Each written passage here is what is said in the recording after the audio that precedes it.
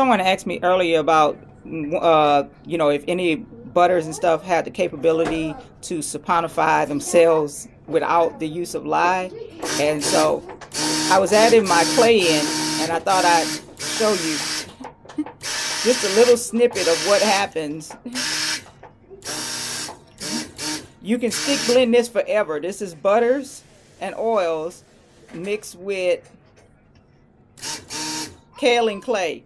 And I can stick blend this for hours and it's not going to turn to soap. It needs that pitcher of lye that I have sitting right there waiting on it. Until that lye gets into this bowl, we don't have soap. Okay? So I hope that answered that question. I will add this though, because also there are a whole lot of, not a whole lot, but there are some soap makers who claim certain benefits for their soaps, and handmade soap can be very good for the skin, especially if it's made correctly. But when you introduce lye to your butters and your oils and your clays and whatever else you're going to put in there, those things that become saponified have actually undergone a chemical reaction with the lye. So what you started out with, you don't exactly have on the other side of the lye, and that's important to understand. So some things make it through the lye process and some don't. Some actually undergo, and some they make it, but they still undergo a chemical change. Their structure changes because you are introducing lye in order to turn these oils and these butters into soap. And that's what the saponification process is. It is that reaction. So I just say, when it comes to that, be careful about the claims you make, because sometimes those things can come back to haunt you, even if it's not from the customers that are buying your products, from different governmental agencies that come into play when you make certain claims. So again, just be careful with it. If you're making good handmade soap, let the soap speak for itself, okay? Let them try a bar and let them make the decision on whether it works for them, and they come back to buy more. And now I think that is all I have on this subject. Okay, now for the lye process. Destiny is going to be doing our saponification here today. We talked about what it takes to make soap, so we're going to show you what it takes to make soap. Destiny? Yep. As you can see, we're now adding in the lye. And we let it run down the shaft of the stick blender because that kind of helps retard some of the bubbles. And right now it's not retarding as many bubbles as it normally does because I am pouring the lye, because I don't want anybody saying, why you let Destiny pour that lye? Right, Destiny? I'm old. So I know you are, and I know you're more than capable. So I am pouring, and I am pouring. And Destiny is going to do the mixing, and the mixing, and the mixing. She's all geared up. She's got her gloves on. She's got some shoes on that are safe and closed-toed. She's got her goggles on. And she's ready. Now she's going to give it a little stir first with her stick blender just to kind of incorporate the lye in there. Sometimes I'll use a spatula and do it, but other times I'll just go ahead and use the stick. I mean, it's already in there. You've knocked the air out of it by tamping it on the bottom. Okay. And now that she has gotten it kind of mixed in, she's going to stick blend for about 30 seconds, and then she's going to stop and stir, and then she's going to stick blend another. And we do that so that the motor on the stick blender doesn't get too hot. You don't want to wear out your motors. I've had this mixer, this stick blender here for so many years, and it's held up because, I mean, truth be told, you've got to baby them. Now knock that air back out of there since you pulled that stick blender out there. You see, she committed a cardinal sin.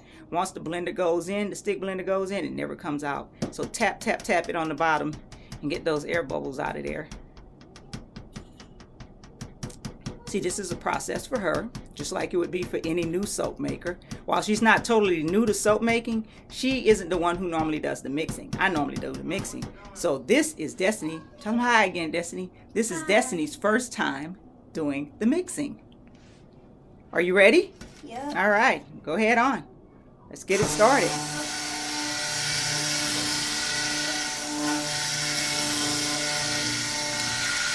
And we'll be back as the soap starts to reach trace, which doesn't usually take very long with a stick blender. See here? It's starting to get just a little bit creamier than what it was. So now she's doing her stir. She stick blended for about 30 to 45 seconds. I can already see trace trying to come, that light trace. And this is only about 8 pounds of soap here, so this is not one of our biggest batches. I think this is pretty easy for her to handle. She seems to be doing well. So now she's going to go back to stick blending for another 30, 45 seconds, unless we actually, make it to trace within that time. You can go ahead and stick blend when you're ready. And you notice we keep the blender down below because you don't want to raise it up and insert any air. And you also risk splashing, soap that has not saponified in your eyes or somewhere on your skin, which means that you could cause, you can get burned by the lye. So we don't want that to happen. So we keep the stick blender down low. We'll be back. Here you see I've got her briskly stirring in between stick blending, and the reason for that is because you want to make sure that everything is incorporated. That means less of a chance of your batter separating. Nothing worse than putting it in the mold and you had false trace or something, and you didn't stir it too well. You didn't stir it well enough, and it separates in the mold. Sometimes you can stir it right back together in the mold. Other times you may not even notice it, so then you end up having to do what's called a rebatch. We're not getting into that right now. We're just showing you how we make a batch of soap. Okay. I actually think we may have a trace there. We're going to go ahead and let her raise the stick blender up out and see when it falls down onto the batter what we get. Go ahead and lift it up out of there. Oh yeah, we definitely have a trace there. So we're going to go ahead now and we're going to get all that good soap here. I'll let you do that. Take all that soap off of there and knock Wrong it hand. into the bowl. Wrong hand, maybe it's not good. Okay. Just go ahead and knock that off of the stick blender. And then we're going to tap the stick blender on the bowl too to knock it from out of the motor near the blade, because there's going to be soap stuck up in there too. Okay, now just tap your bowl. I'll hold this for you, and then you just go ahead and tap your stick on the bowl just to knock that soap there, all that soap in there. Okay, that's good. So a little bit more. Okay, and then you can just put that on the paper that I put right there for that specific purpose. Here you go, and then you want to stir it with your spatula. And then what we're going to do is we're going to go ahead and add in our essential oils, that is. We keep it simple around here, so you're not going to see us mixing up colors and, all of that stuff. It's not good for your skin. It's really not, but I mean, some people use it. I'm not bashing them about using it. We don't bash people for what they do. And I'm pretty sure that, I would hope that a lot of soapers, if they do use that they let their, their end user know that it's been that way they can make a decision about whether that's something they want. Okay, so now we're going to go ahead, since we're tracing, we're going to add in here. I think you want to handle it at the handle. There we go. I'll get out your way. So you can pour that in there and then stir it up.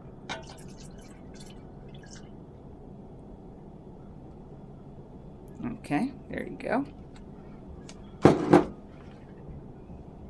And you're going to stir it and stir it, sort of briskly, but enough not to, you don't want to get it splashed all over you, but you do want it incorporated in there so that we can get it into the mold. So go ahead and do full stirs, because we've got lemon eucalyptus in there, and sometimes lemon eucalyptus can, cause it to get to a thick trace really quickly. Yeah. Sometimes it does it, sometimes it doesn't, but and it looks like the bigger our batch is, the more likely it's usually likely to do that. Try not to splash. Try not to splash. And again, that's why you wear the protective gear. You know, I've seen people come on YouTube and do videos where they have like nothing, no gloves, no goggles, and many props to them. I mean, that's how people probably did it for ages. But, you know, when you've got things at your disposal, a lot of times it's better to go ahead and take those precautions on the front end. You know, because I'm pretty sure there are some people who got badly burned even back in the day, you know, not having that protective gear. And it's not about being afraid of something. It's just why subject yourself to it if you don't have to. My So see, are open. she's doing, yeah, mine are too. She's getting everything incorporated here. It's looking really good. See, and this is what happens, like I was saying, when you add lye to butters and oils and clays and other additives. You get, you know, soap. Okay, so we're going to go ahead and I'm going to stop right now until it's time to pour into the molds. I'm holding the spatula for her, but she's going to go ahead and pour into the molds. And we see, like I said, we did let it get just a little thick, so we want to be careful here because it did get a little thick on us. And that's me. And please ignore the fact that my hand does not have a glove on it. I know I'm horrible. I'm just talking about safety. And then here I come. Come on, we've got to pour, dear. It's getting really thick on us. Okay, we can stop right there on that one. Okay. Excuse me. It's faster. See, we got to get her speed up on here. Okay, and then we're going to get ready to pour into our second mold. But that right there is the first mold. We'll be back when everything's poured. She needs my attention. Okay, so now Destiny, who has had us to raise her goggles because they were steaming up on her, she has her soap in the molds. So I would say that we're done. Of course, we did get to a pretty thick trace, didn't we, Destiny? Yep. So you see what that's like when you get to that thick trace. You've got to start moving fast. You know, and like I said, there are some essential oils that will move things along faster than others. People who use fragrance oils in their soaps usually, you know, find that happening to them quite a bit too. So, you know, you get pretty good at determining, you know, hey, my soap is about to do this, you know, unless, you know, it immediately goes into like a seize or something. I've never had that happen. Thank goodness. I've never had it rice on me. You know, I've always, you know, turned out a pretty good batch of soap unless it was user error on my part. But like I said, you know, certain essential oils move quickly. I knew that lemon essential oil, that lemon eucalyptus was going to move quickly, especially since there was beeswax in there.